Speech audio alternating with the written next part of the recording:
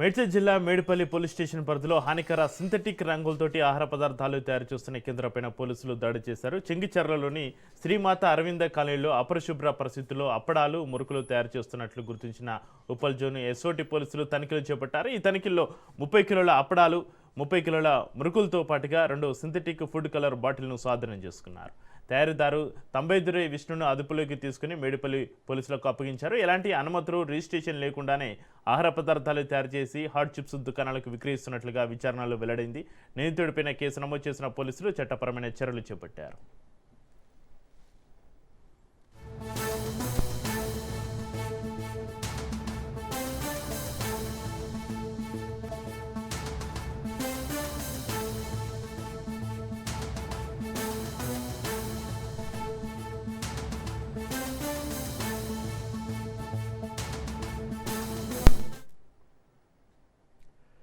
మేడ్చల్ జిల్లా Medipalli police station పరిధిలో హానికర సింథటిక్ రంగులతోటి ఆహార పదార్థాల తయారీ కేంద్రం సంబంధించి మరింత సమాచారాన్ని మా ప్రతినిధి ప్రవీణ్ ఫోన్ లైన్లో అందిస్తారు. ప్రవీణ్, అయితే హైదరాబాద్ ఉప్పల్ జోన్ పరిధిలో అనుమతులు లేకుండా సింథటిక్ ఫుడ్ కలర్స్ ఉపయోగించి ఆహార పదార్థాలను తయారు చేస్తున్న కేంద్రం పైన పోలీసులు దాడి చేశారు. అయితే మేడిపల్లి పోలీస్ స్టేషన్ పరిధిలోనూ ఓ ప్రాంతంలో అనుమానాస్పదంగా ఆహార పదార్థాలు తయారు జరుగుతున్నట్టు సమాచారం అందడంతో ఉప్పల్ జోన్ ఎస్ఓటి పోలీసులు తనిఖీలు చేపట్టారు. ఈ తనిఖీలో సింథటిక్ కలర్స్ ఉపయోగించి అప్పడాలు, మురుకులు వంటి ఆహార పదార్థాలను తయారు చేస్తున్నట్లుగా కూడా గుర్తించారు. పోలీసుల తనిఖీలో సుమారుగా 30 కిలోల అప్పడాలు, 30 కిలోల మురుకులతో పాటు సింథటిక్ ఫుడ్ కలర్ బాటిల్స్ ను కూడా స్వాధీనం చేసుకున్నట్టుగా అయితే సమాచారం అయితే వస్తుంది.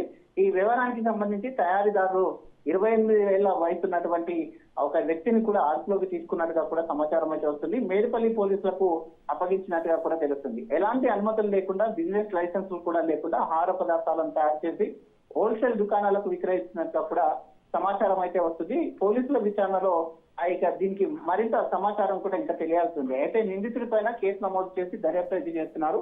స్వాధీనం తీసుకున్నటువంటి ఆహార పదార్థాలు ఏవైతే ఉందో ఫుడ్ సేఫ్టీ నిబంధనలు పాటించకుండా సింథటిక్ కలర్స్ ఉపయోగించి వాటిని తయారు చేస్తున్నట్టుగా కూడా పోలీసులు గుర్తించారు. కాబట్టి ఇవన్నీ ఎక్కడి నుంచి విక్రయిస్తున్నారు, ఎన్ని సంవత్సరాల నుంచి విక్రయిస్తున్నారు అనే కోణం లోపల కూడా అయితే పోలీసులు ఇంకా దర్యాప్తు కొనసాగిస్తున్నారు.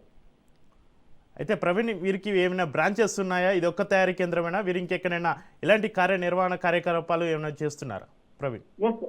ఖచ్చితంగా. అయితే వీళ్ళకి ఇంకా ఎక్కడెక్కడ ఉన్నాయి, బ్రాంచెస్ ఎక్కడే ఉన్నాయి అనే వాటితో కూడా పోలీసులు, మేడిపల్లి పోలీసులు అయితే ఇంకా విచారణ కొనసాగిస్తున్నారు. ఈ సింథటిక్ కలర్స్ ఎక్కడి నుంచి తీసుకొని వస్తున్నారు, ఇది ఎన్ని రోజుల నుంచి వ్యవహారం సాగుతుంది, ఎన్ని షాప్లకు, రిటైల్ షాప్లకు కానీ హోల్సేల్ షాప్లకు కానీ ఎన్ని షాప్లకు విక్రయిస్తున్నారు, అక్కడ నుండి వాళ్ళు ఎక్కడెక్కడ విక్రయించారు, ఒక తెలంగాణలోనే ఉందా, ఇంకా ఇతర రాష్ట్రాల్లో కూడా వీళ్ళ బ్రాంచెస్ ఏమైనా ఉన్నాయా అనే కోణం లోపల దర్యాప్తునైతే చేస్తున్నారు. దానికి సంబంధించినటువంటి తయారీ పరికరాలను కూడా స్వాధీనం చేసుకున్నారు. స్వాధీనం చేసుకున్న తర్వాత ఆ యొక్క యువకుని కూడా ఇంకా అదుపులోకి తీసుకున్నారు. కాబట్టి యువకుని విచారిస్తే కనుక దీనికి ఎన్ని రోజుల నుంచి నడుస్తుంది, దీనిలో ఉన్నటువంటి ముఠా ఎంతమంది సభ్యులు ఉన్నారు, ఎక్కడెక్కడ వీళ్ళకు బ్రాంచెస్ ఉన్నాయనే కోణం లోపల ఇంకా వివరాలు తెలియాల్సి ఉంది.